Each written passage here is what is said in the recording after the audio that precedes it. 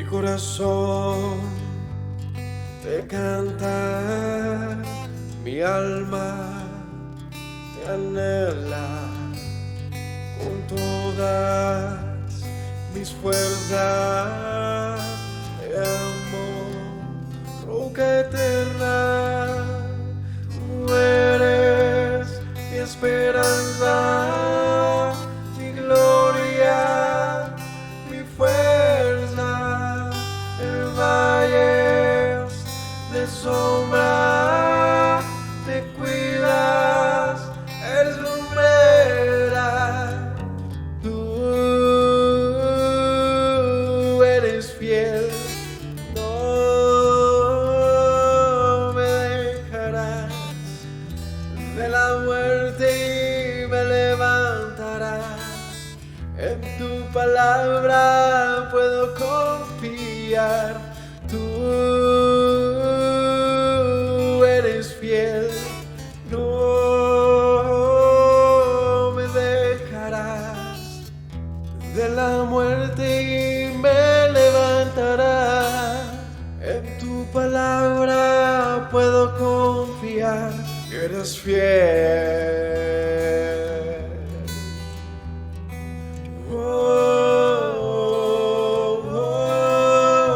Mi corazón te canta, mi alma te anhela con todas mis fuerzas. Te amo, roca eterna, tú eres mi esperanza, mi gloria, mi fuerza. En valles de sombra te cuidas, eres lumbrera. Tú eres fiel, no me dejarás de la muerte y me levantarás. En tu palabra puedo confiar. Tú eres fiel, no me dejarás de la muerte y me levantarás. En tu palabra puedo confiar. Eres fiel, eres fiel. Tú eres fiel, no me dejarás de la muerte y me levantarás. En tu palabra puedo confiar. Tú eres fiel, no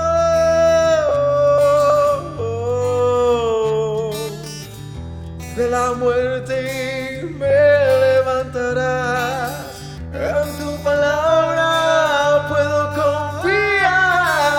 Tú no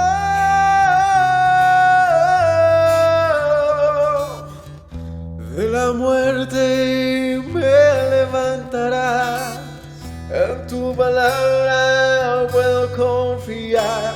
Eres fiel, eres fiel.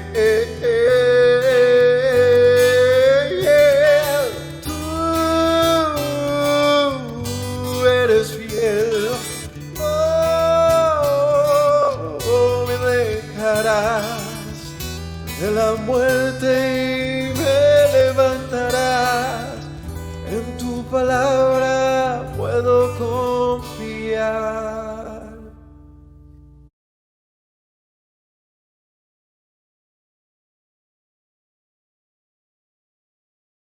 Bienvenidos a un tiempo de estudio, continuando con el libro de Primera de Reyes, capítulo 19, la historia de el profeta Elías, todo lo que hizo, sus hazañas y lo que en la historia marcó prácticamente un hito de manifestación de Dios, del Altísimo, el Dios de Israel, en un tiempo donde esta nación Israel estaba más dividida que nunca. Y cómo esa manifestación de Dios, eh, no sé, hizo que Elías pasase a ser un profeta de profetas, ¿no? Un profeta de esos que hasta el día de hoy del que se habla, y se habla con mucho, no sé, con mucho respeto de lo que significa este hombre como profeta. Así que es muy interesante ver la historia de él. Y hoy veremos, en el capítulo de hoy veremos, cómo lo que acontece luego de la hazaña de la que les estoy hablando. Si no saben cuál es, les invito a ver la prédica anterior, del viernes anterior, donde se habla acerca de una manifestación donde el Señor evidencia a toda costa, a todo lugar, que Él es Dios. Por encima, por delante de cualquier cosa, figura, persona, lo que sea ser, al que se le adjudique el nombre de ser un Dios.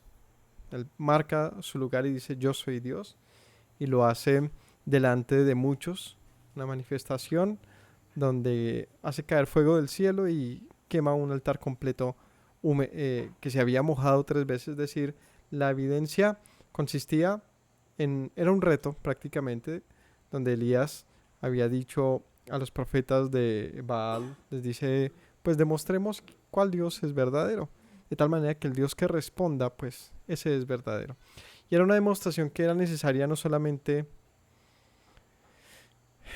digamos que como para demostrar que Elías era el profeta escogido de Dios, sino era necesario para que Acab se diera cuenta de que había dejado a un lado al Dios verdadero por irse detrás de dioses que no sirven para nada, que no son nada.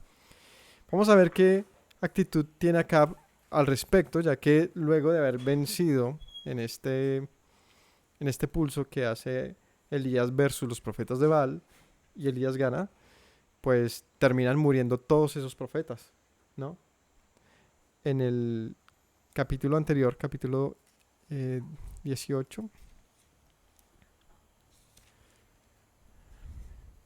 en el 18, en el versículo 40, dice: Elías dijo: prendan a los profetas de Baal para que no escape ninguno. Y ellos los prendieron, los llevaron a Elías al arroyo de Sison y allí los degollaron.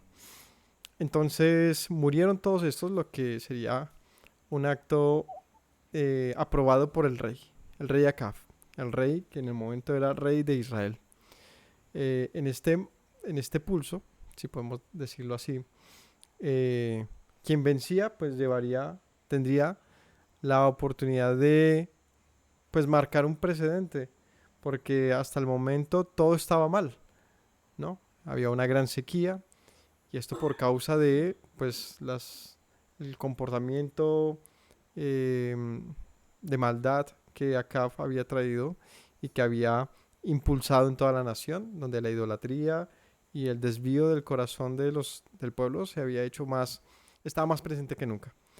Entonces, si Elías vencía, era la oportunidad de que el pueblo viese y retornase un instante más, se diera cuenta de que el Dios que los buscaba, que los perseguía y que los llamaba, pues era verdadero y no era simplemente un duelo de profetas de diferentes, no sé, religiones y dioses. No, era algo que va más allá, que trasciende, que es real. No son solamente ideologías, posturas, sino que lo grande de los pasajes que tienen que ver con Elías es que se demuestra la realidad de nuestro Dios. Vamos a ver qué acontece hoy, así que vamos a orar y ya estudiamos. Padre Celestial, te agradezco en este día de Shabbat que me permites enseñar tu palabra, por esta honra, este honor de hacerlo, Señor. Gracias.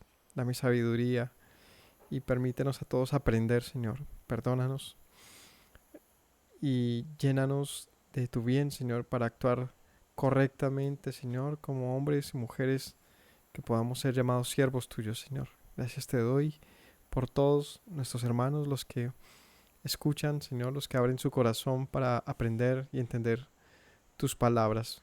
Te doy gracias, Padre Celestial. Amén. El capítulo 19 de Primera de Reyes dice: Acab dio a Jezabel la nueva de todo lo que Elías había hecho, de cómo había matado a espada a todos los profetas. Entonces envió Jezabel a Elías un mensajero diciendo: Así me hagan los dioses y aún me añadan, si mañana a esta hora yo no he puesto tu persona como a la vida de uno de ellos. ¿Quién es Jezabel? ¿La conocemos? Jezabel es la esposa de Acab, era la mujer de Acab. ¿Y qué particularidad conocemos de Jezabel? Jezabel no era israelita. Jezabel era parte de una estrategia o algo que era muy común entre reyes en la antigüedad, y era tener una alianza con otras naciones para de esta manera pues fortalecer el reino en su forma de entender. Era una Pues en esa alianza estratégica, Acab había tomado una mujer extranjera, una cananea, que no solamente era una mujer pues extranjera, sino que era una mujer con un gran poder de influencia sobre Acab. Una mujer que pasa a la historia a ser una antagonista, una mujer de la cual incluso en algunas congregaciones hablan de que es un espíritu. Mejor dicho, eso le han hecho cualquier cantidad de mitificaciones a esta mujer.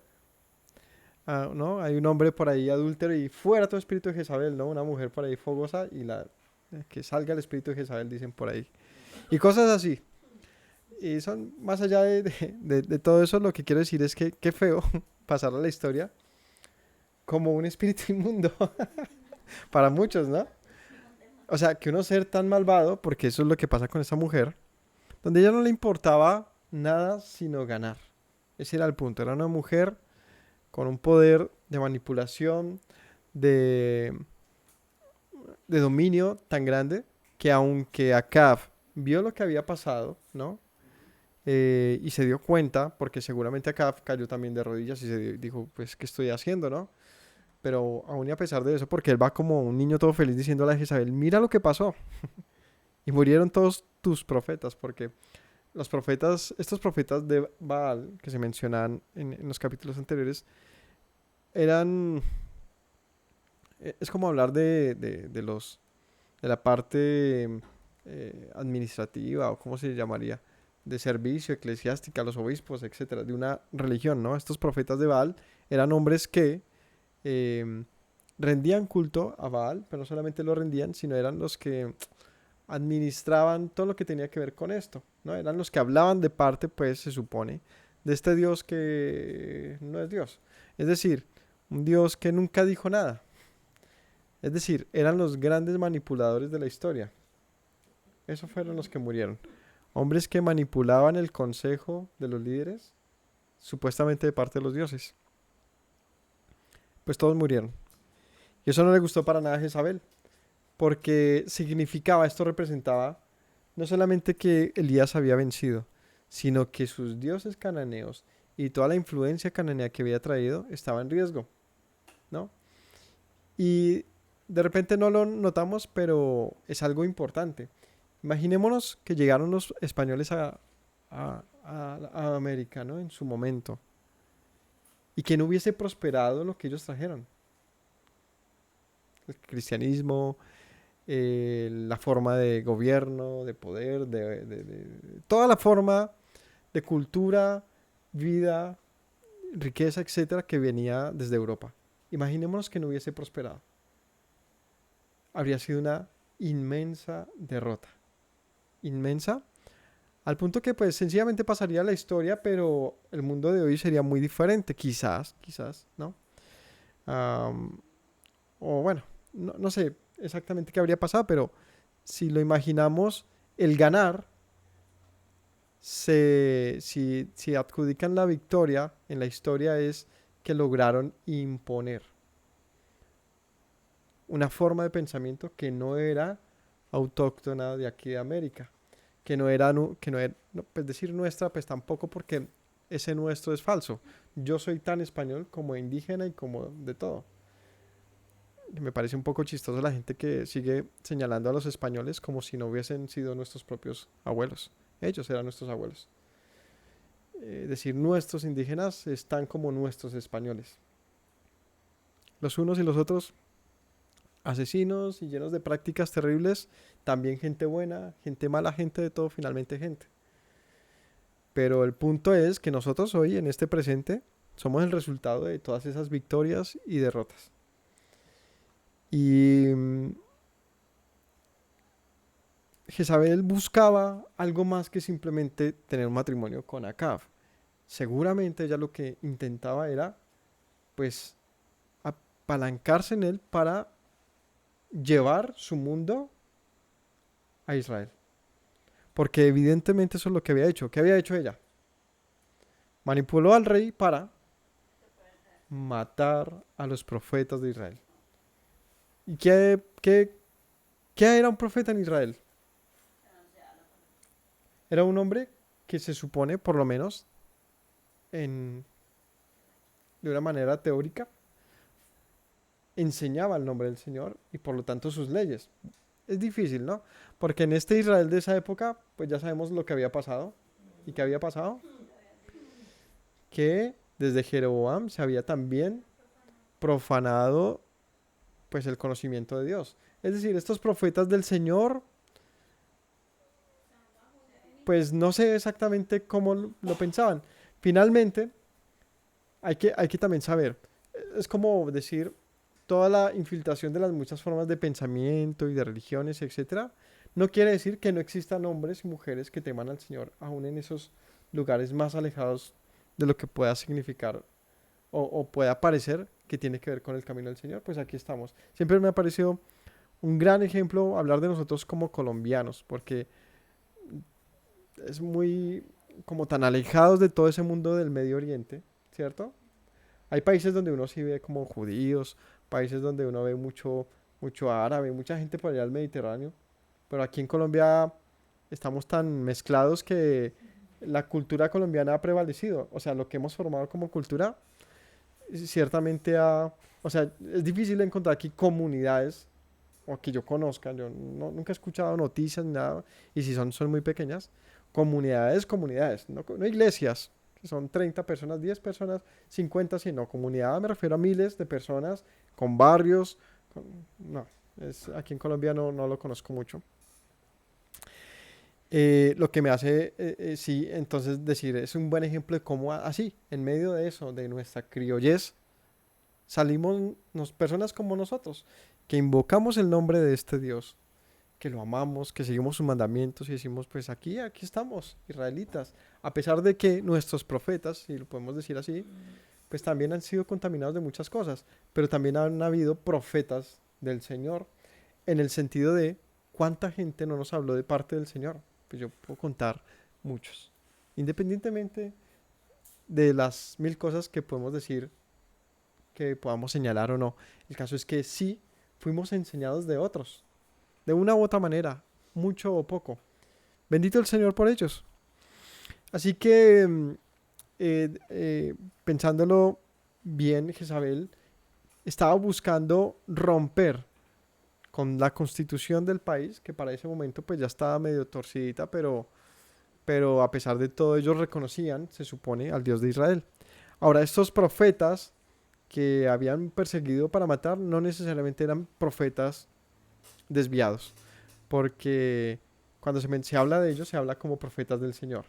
Así que pues también hay que, otra vez digo, el hecho de que Jeroboam hubiese contaminado todo el sistema no quiere decir que todo el mundo estaba contaminado. Habían hombres, mujeres que servían al Señor de verdad, que le conocían, que habían preservado su conocimiento. Ella sabía que esos eran los peligrosos, como Elías.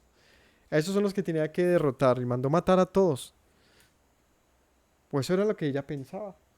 Ella dice, no, pues no me voy a dejar vencer de este último, y dice que envía un mensaje a Elías diciéndole que iba a morir para el día siguiente. Y continuamos versículo 3. Viendo pues el peligro, se levantó y se fue para salvar su vida y vino a Beerseba, que estaba en Judá, y dejó allí a su criado. ¿Qué hizo Elías? Se fue para el reino del sur. O sea, pasó los límites. Lo que sería pues lógico, porque ya hacer que Jezabel viniese hasta el sur querría decir que entraría en guerra, como cualquier cosa de hoy en día, ¿no? Si, por ejemplo, si hay un hombre que es en búsqueda en un país y este pasa a otro país, allá no puede pasar, eh, el país que lo está buscando no puede entrar allí y simplemente interrumpir y decir, estoy buscando a alguien y apresarlo, no puede. Hay una serie de protocolos porque ya está invadiendo, ¿cierto? Otro país.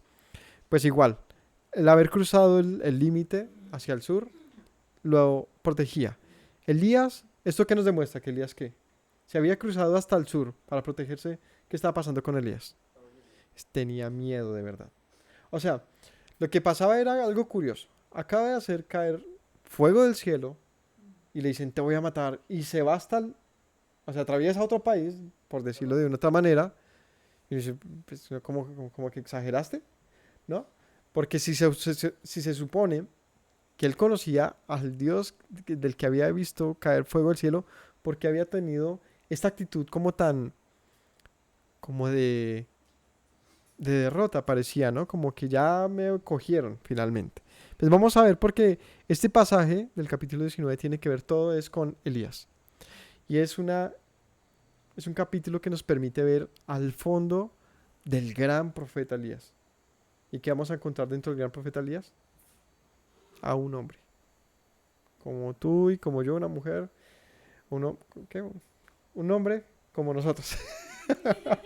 Que como tú y como yo, una mujer como tú y como yo. Bueno, tampoco. Un hombre y una mujer como nosotros. Suena raro. Em, es decir, veamos qué nos cuenta el pasaje.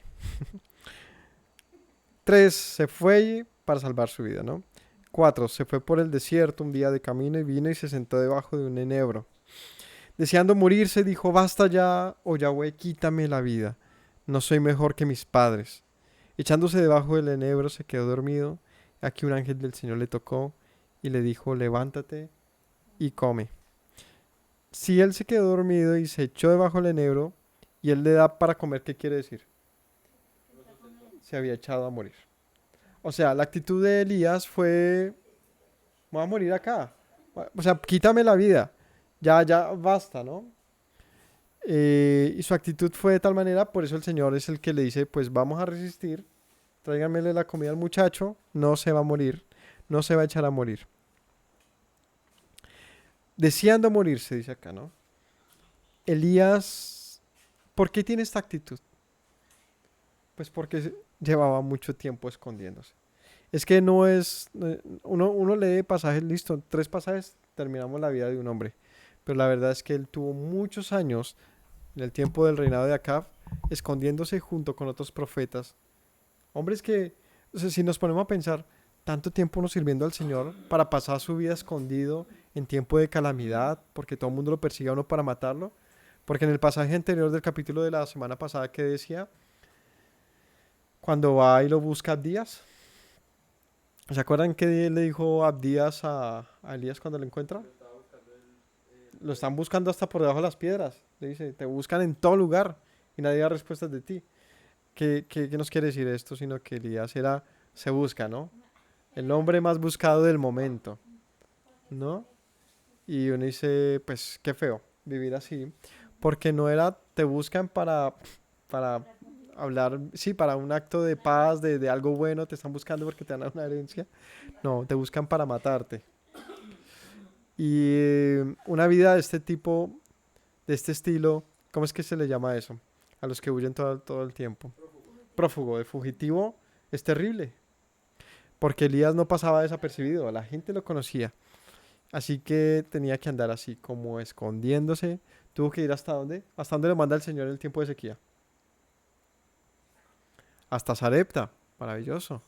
Hasta donde la viuda. ¿Y dónde queda Sarepta? Sarepta de Sidón. ¿Y dónde queda Sidón? ¿Hacia dónde? Hacia los barcos. Sí, pero sí es una zona costera en el Mediterráneo que actualmente es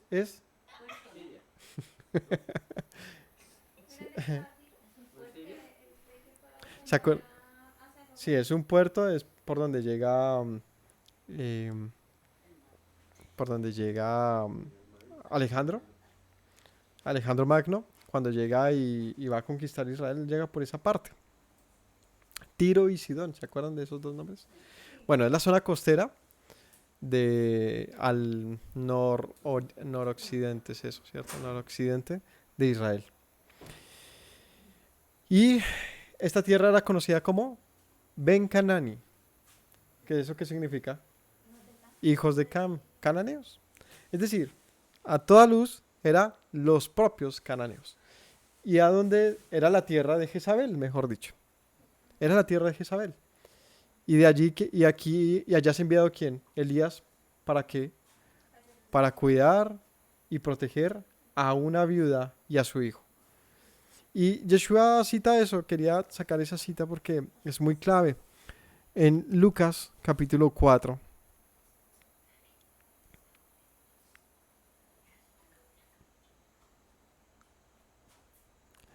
Leamos desde el 4 versículo 22. Todos daban pues buen testimonio de Yeshua y estaban maravillados de las palabras de gracia que salían de su boca y decían, ¿no es este el hijo de José? Él dijo, sin duda me dirán este refrán, médico, cúrate a ti mismo. De tantas cosas que hemos oído que se han hecho en Capernaum, haz también aquí en tu tierra. Y añadió, de cierto les digo, que ningún profeta es acepto en su propia tierra. Y en verdad les digo que muchas viudas había en Israel en los días de Elías, cuando el cielo fue cerrado por 3 años y 6 meses. Hubo una gran hambre en toda la tierra, pero a ninguno de ellos fue enviado Elías, sino a una mujer viuda en Sarepta de Sidón. Y muchos leprosos había en Israel en tiempo del profeta Eliseo, pero ninguno de ellos fue limpiado, sino Naamán el sirio. Al oír estas cosas, todos en la sinagoga se llenaron de ira, levantándose le echaron fuera de la ciudad y le llevaron hasta la cumbre del monte sobre la cual estaba edificada la ciudad de ellos para despeñarle, pero él pasó por el medio y se fue. Le pasó lo de Elías. ¿Quién lo quería matar? En su propia tierra.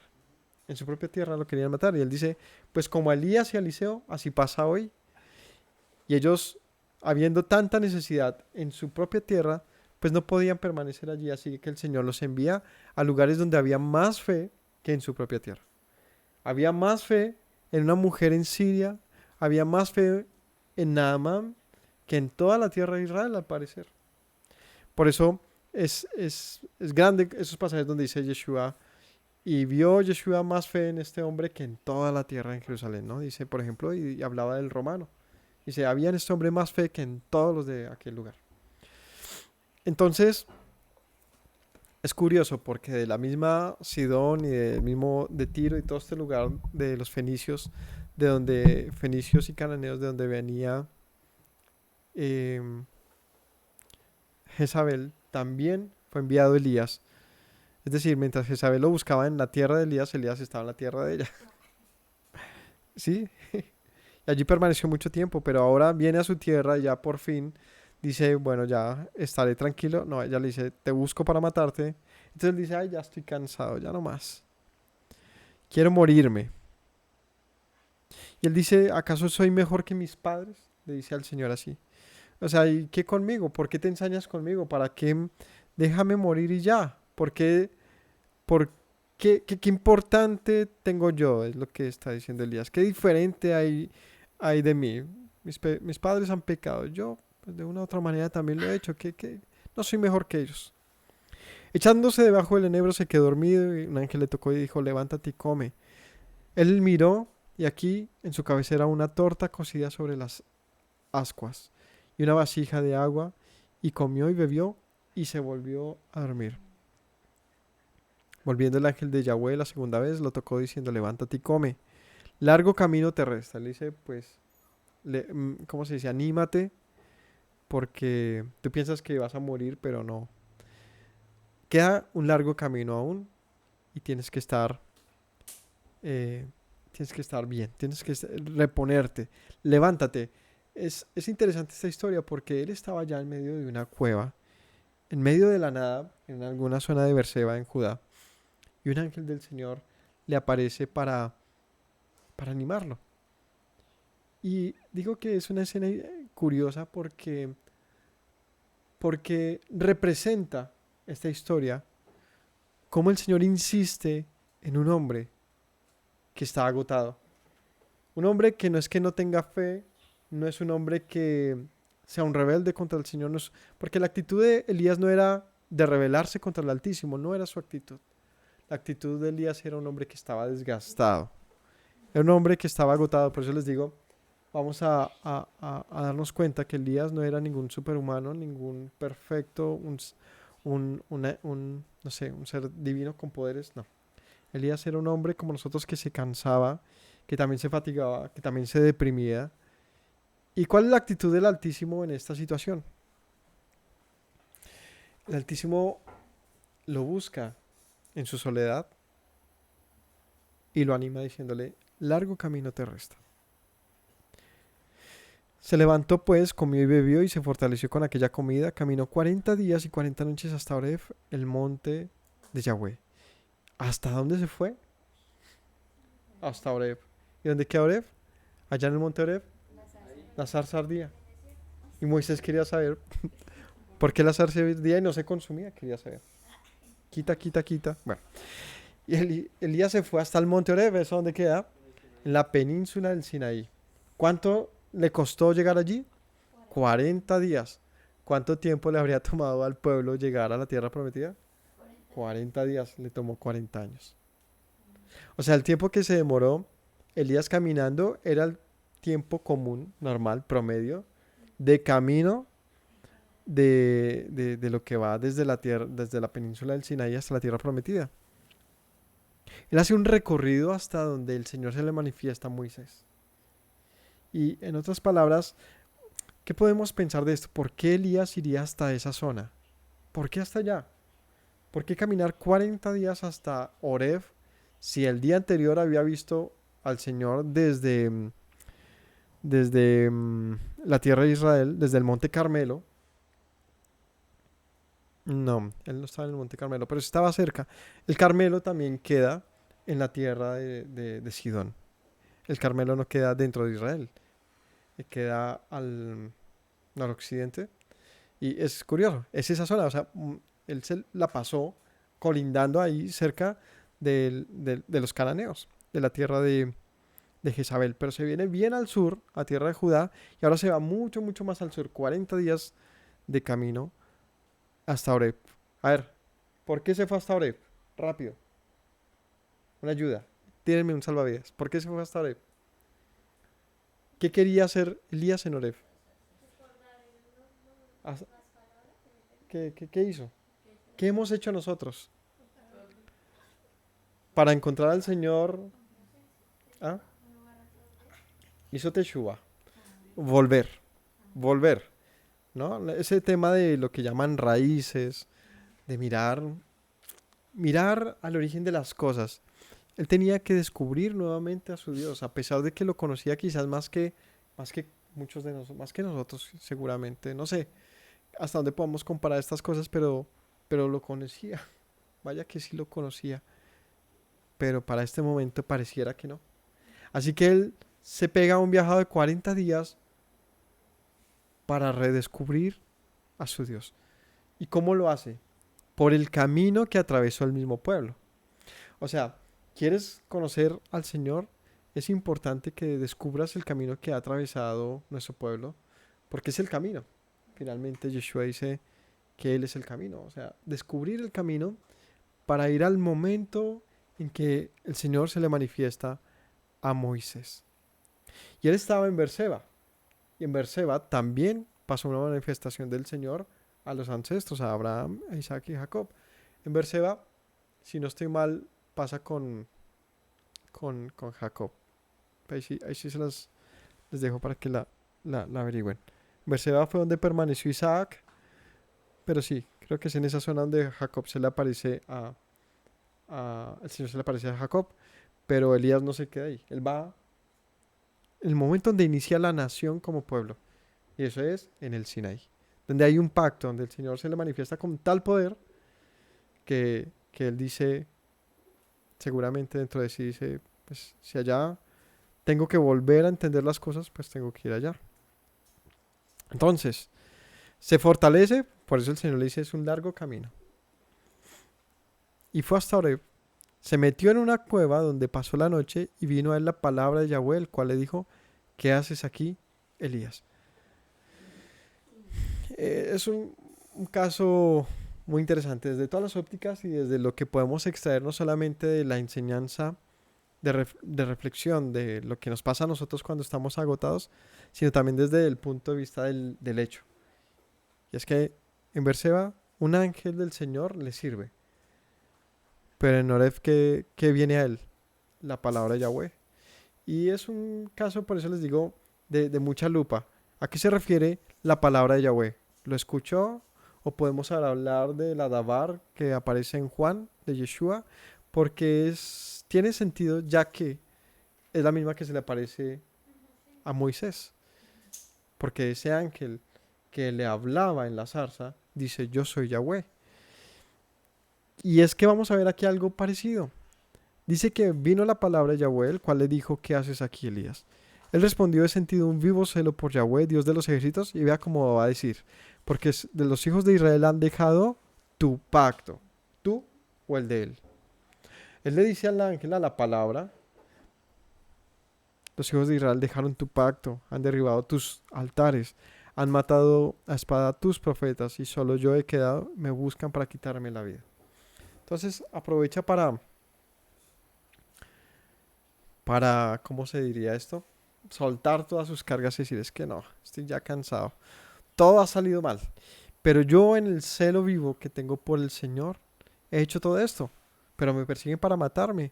Y esto porque tu pueblo ha dejado tu pacto, abandonó el servicio, los altares, y ahora a mí me buscan. Y dice, yo solo he quedado. Y aquí hay algo muy curioso y es que Elías desconocía realmente pues todo lo que Dios hacía. Y nos deja ver que Elías había supuesto más de la cuenta. Él dice, solo yo he quedado, solo yo he quedado. Me buscan para quitarme la vida. Él asumía que no había otro profeta en la tierra de Israel, no había nadie más que conociese al Señor, sino que él era lo último que faltaba.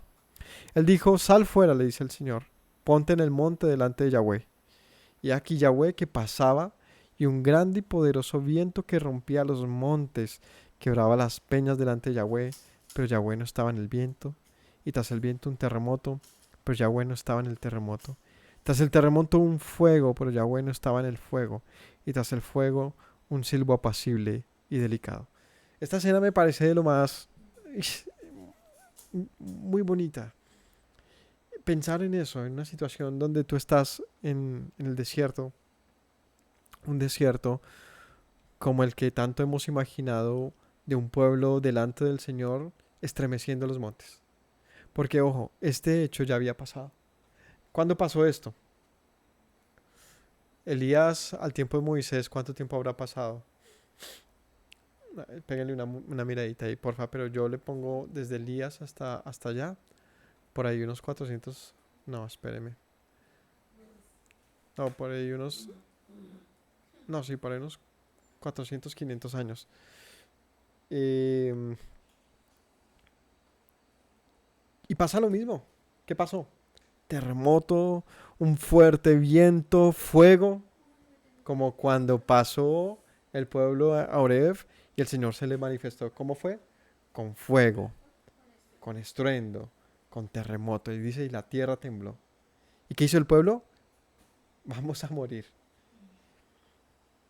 Y Elías presencia todo esto. Otra vez les digo, es que es emocionante, me parece muy especial, muy mágico, muy, o sea, como fuera un estar ahí.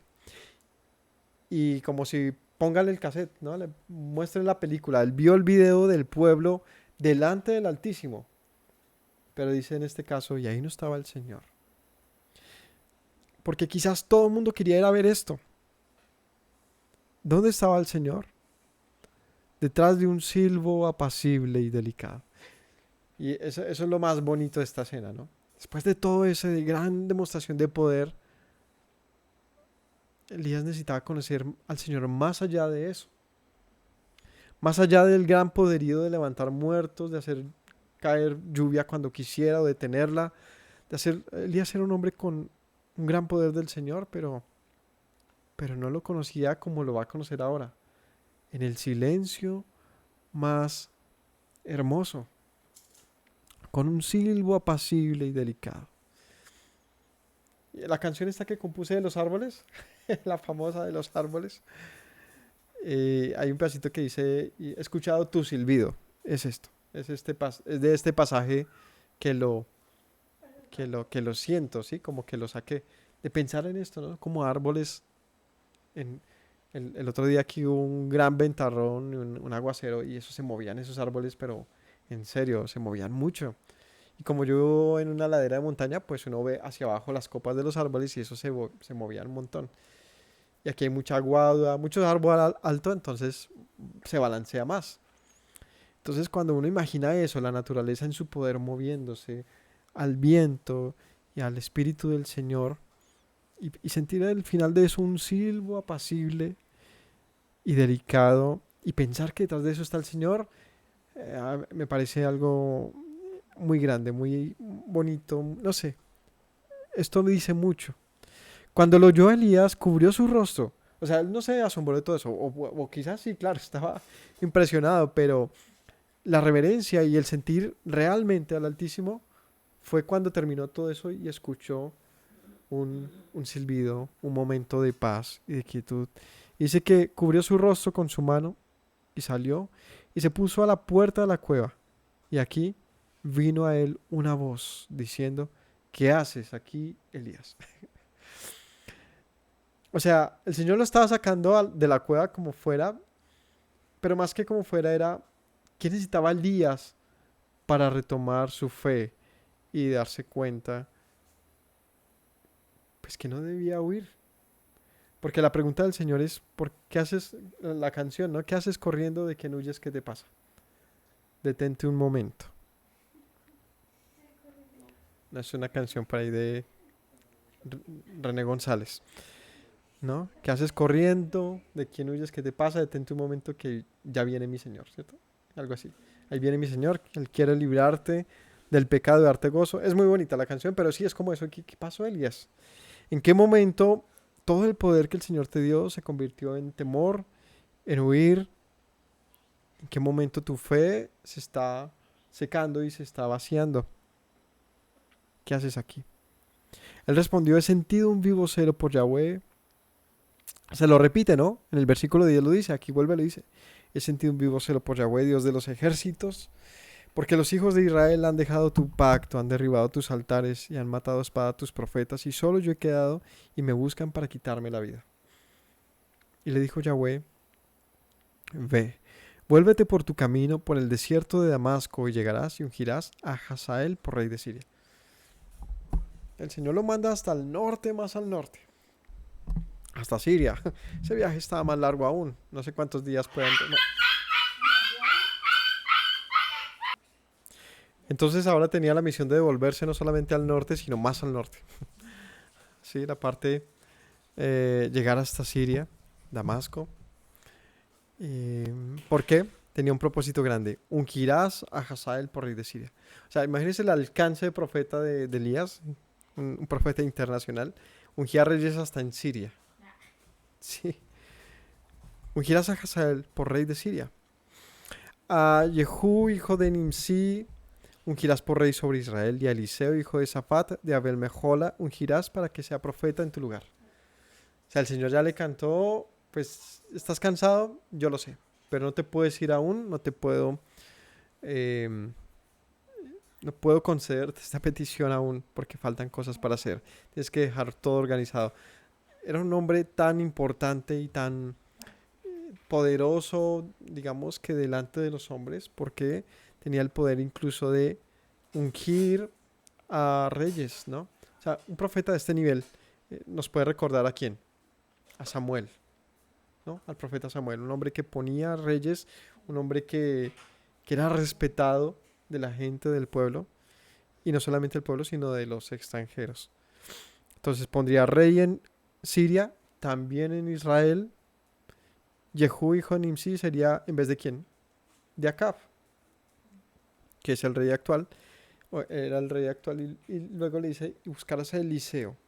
Él será en lugar de profeta, será profeta en lugar tuyo, le dice. O sea, le está diciendo, pues, ¿quieres irte? Pues ya te tengo reemplazo. Váyame pasando la carta. El que escapare de la espada de Hazael, Jehú lo matará. El que escape de la espada de Jehú, Eliseo lo matará. Y yo haré que quede en Israel 7,000 cuyas rodillas no se doblaron ante Baal y cuyas bocas no lo besaron. ¿Qué era el inconveniente al principio? ¿De qué se quejaba Elías? Basta ya, Señor, quítame la vida, ¿cierto? Le dice él. Le dice en otro pasaje, dice, solo he quedado yo, ¿cierto? En el 10, han matado a espada a tus profetas, solo yo he quedado y me buscan para quitarme la vida. ¿No? En el 14 vuelve y le dice, solo yo he quedado y me buscan para quitarme la vida. El Señor le dice, ¿solo tú has quedado? Pues te voy a mostrar que han quedado 7,000 por lo menos, cuyas rodillas no se doblaron ante Baal y cuyas bocas no lo besaron. No te creas tan único, Elías, porque si yo he preservado la vida de mi pueblo, no es por ti, es porque hay un remanente, porque hay un pueblo que como tú, me sirve. Y él querría seguramente escuchar eso. No, no creo que sea un asunto de orgullo ni nada de esto, sino que en verdad se sentía solo. Y en todo su tiempo estuvo escondiéndose y no encontró a alguien que como él sirviera al Señor, sino gente que estaba completamente desviada. El Señor le dice, pues seguramente están como tú escondidos. Seguramente están como tú sirviéndome. Y eso nos tiene que dejar pensar que a veces nuestras depresiones, nuestros miedos, nuestra falta de fe nos hace ver muy ignorantes. A veces simplemente nos hace falta tener otra perspectiva y dejar de quejarnos. Porque así como a nosotros nos pasan cosas, a muchos les pasan, si no es que a todos. Así como nosotros la luchamos, hay muchos luchándola. Así como nosotros nos sentimos afortunados, hay muchos haciéndolo. Y esto debería fortalecer nuestra fe, porque nos hace saber que no estamos solos. Que hay otros también sufriéndola, batallándolo, buscando al Señor con todo el corazón, amándole, sirviéndole. Así que no podemos tirarnos a morir. Podemos sufrir, dolernos, claro que sí. Pero tirarnos a morir no debe ser la última opción. No debe ser una opción. Tenemos que aprender a levantarnos, a fortalecernos, a comer. En el buen sentido es, busca la manera de alentarte. Pero en el fondo, ¿sabe dónde está la manera de alentarnos? Volviendo. Es redescubrir nuestra fe desde su origen más primitivo. ¿Sabe por qué? Porque allá estaba solo Moisés, un hombre ignorante, completamente ignorante de su Dios, y estaba delante de él viéndole al descubierto. Y es una escena magnífica porque es poner al universo y luego te dicen, y aquí estás tú, no eres nada, pero estás delante de él y esa es parte de él y uno dice, uy, qué grande es esto. Pues así estaba Moisés y Elías delante del Altísimo y no eran nada, pero habían hallado gracia delante de los ojos del Altísimo y por eso estaban ahí. Así que si nosotros hemos hallado gracia delante del Altísimo, pero estamos tristes, cansados, yo les invito a que tengamos este camino de Elías. Volvamos. ¿A dónde hay que volver? ¿A dónde hay que volver? Esa es la pregunta. ¿A dónde exactamente tenemos que volver? Elías estaba tan al norte y había pasado tanto tiempo y tantas cosas habían acontecido que quién sabe hasta qué punto para Elías el Señor era simplemente un Dios poderoso. Un hombre era un Dios que le respondía, le correspondía. O sea que Dios era simplemente eso. Evidentemente Elías ya había perdido el norte y ya no se había dado cuenta que el Señor tenía un propósito más que simplemente demostrar su poder. ¿Cuál era el propósito del Señor? Mantener vivo a Israel. Te voy a mostrar que hay un pueblo que no se inclina ante Baal, que hay un pueblo que aún me sirve. Te voy a mostrar, Elías, que Israel está vivo. Partiendo él de allí, halló a Eliseo, hijo de Safat, que araba con 12 yuntas delante de sí. 12 yuntas, ¿qué sería? Israel, 12 tribus. Él tenía la última. Pasando Elías por delante de él, echó sobre él su manto. Entonces, dejando de los bueyes, vino corriendo en pos de Elías y dijo: te ruego que me dejes besar a mi padre y a mi madre y luego te seguiré. Y él dijo: ve, ¿qué te he hecho yo? ¿Qué te pasa? Tranquilo, pues despídase. Es chistoso hasta que escriban eso, ¿no? Pero lo que estaba mostrando aquí es la emoción de Eliseo al ver a Elías. Otra vez les digo, todo el mundo conocía a Elías. No sé, pero, pero pues era un hombre con todo el prestigio del mundo de ser el hombre de Dios, como le decía la viuda, ¿no? Varón de Dios. Era el varón que conocía a Dios, como le dice la viuda de Sarepta, que es la historia reciente, ¿no? ¿Qué le dice? Le dice, sálvame a mi hijo, cuando el hijo estaba enfermo, ¿no? Le dice: ¿qué ha pasado? ¿Para qué nos das pan y aceites y luego vas a hacer morir a mi hijo? Clama a tu Dios, ¿no? Le dice ella, como cuando hablamos del Dios de Abraham, de Isaac y de Jacob, como si no fuera mío. Pues así era para muchos el conocimiento de Dios. Había uno que lo conocía, Elías, el varón de Dios. Pero no se trataba de que hubiese un varón de Dios, se trataba de que hubiese un pueblo de Dios, un pueblo que lo conociese. Entonces este era muy famoso y Eliseo lo persigue, le dice: ya voy. Se volvió, tomó un par de bueyes, los mató y con el arado de los bueyes coció la carne, la dio al pueblo para que comiese, después se levantó y fue tras Elías y le servía. Eliseo inmediatamente que cruzó Elías, ya sabía que tenía un propósito con él, dejó todo listo y se fue para servir a Elías. Aquí dejamos el estudio de hoy. Ya lo que resta es el final de la historia de Acab. Así que prácticamente lo que tiene que ver con Elías va a terminar aquí con un pedazo de los siguientes pasajes. Sino que creo que es importante que desde este pasaje de hoy analicemos y reflexionemos hasta dónde nuestra fe, que claro que está, hasta dónde nuestra creencia en el Todopoderoso se ha desdibujado y ha pasado a ser algo que no es el todo, ¿no? Si decimos que el Altísimo es el eterno, si hacemos esa afirmación desde toda óptica, ¿sabe qué les digo? Que lo que sabemos de Él es nada. No es suficiente, porque justamente Él es eterno. Todos los días tenemos que descubrir. ¿Hasta cuándo? Eternamente. Su eternidad da para tanto.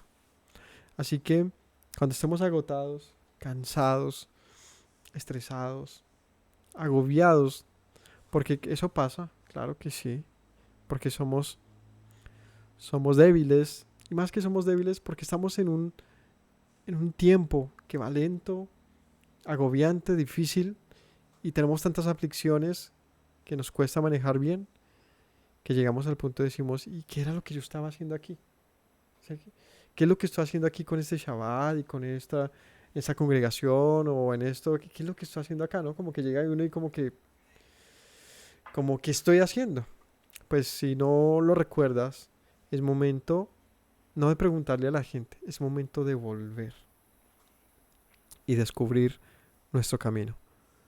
Porque así de grande y poderoso es, pero también de esquivo puede llegar a ser. A menos de que nuestra fe esté ahí. Si hay fe, el camino está abierto, es palpable, está ahí nomás. Si nuestra fe se apaga, la verdad es que también se pone difícil el camino. Recordemos el tema del Edén, que siempre me ha parecido una parábola interesante verlo así. El camino de regreso al Edén fue oculto, fue escondido, ¿no?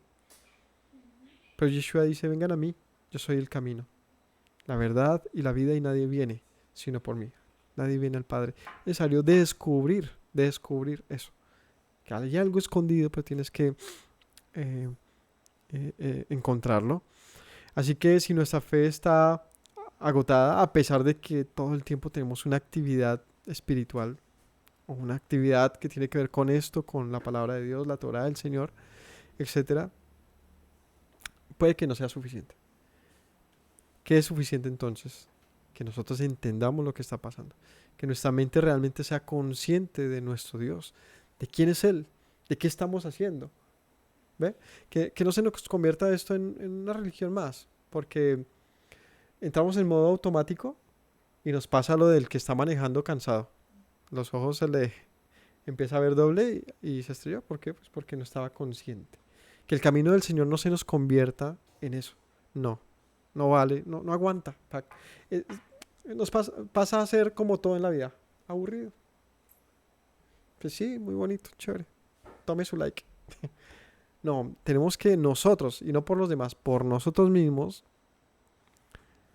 tener un vivo sentir por el Señor, como Yeshua lo hacía cuando todas las noches iba al desierto a hablar con su Padre. Lo hacía con una conciencia, con un amor tal, que en el momento más duro de su existencia le dice: Padre, pues si he de morir, pues que muera, que se haga tu voluntad y no la mía. Y estaba como Elías, perseguido, pero él no estaba huyendo. Él estaba haciendo lo que tenía que hacer, y seguramente sí, era el único como él. O sea, él sí podía decir: como yo, solo yo quedo. Pero aún así él puso su vida por los muchos, de lo que el Señor también hubiese dicho, pero muchos no han doblado sus rodillas ante Baal, y los que lo han hecho hay muchos que están arrepentidos, y por ellos vale la pena darle un resetear esto, volver a empezar, dar una oportunidad al pueblo, una oportunidad que nosotros aprovechamos hasta el día de hoy e invitamos todo el tiempo a que lo aprovechen. La oportunidad de volver. Así que, mis hermanos, espero que encuentren ese camino. Pasa la flota, sacan la mano. Viernes 6 de la tarde, Shabbat empieza, sacan la mano y pasa el bus.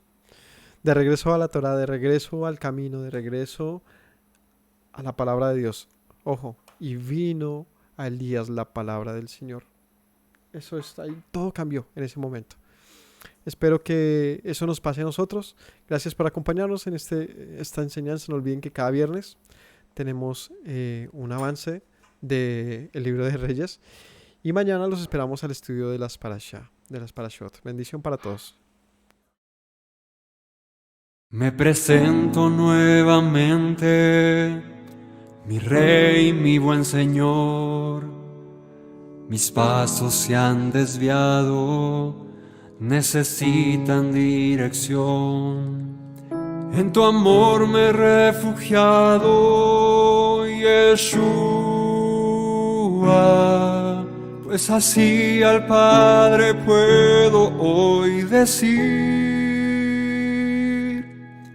Me presento nuevamente, mi Rey, mi buen Señor.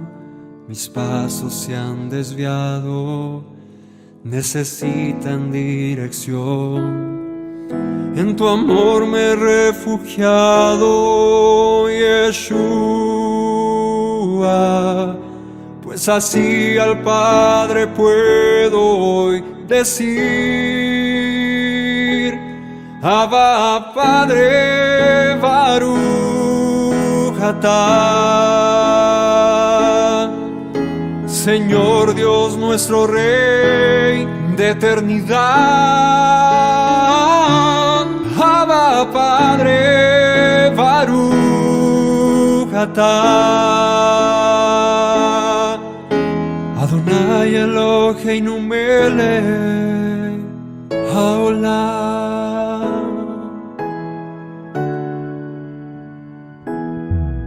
Me presento nuevamente, mi Rey, mi buen Señor.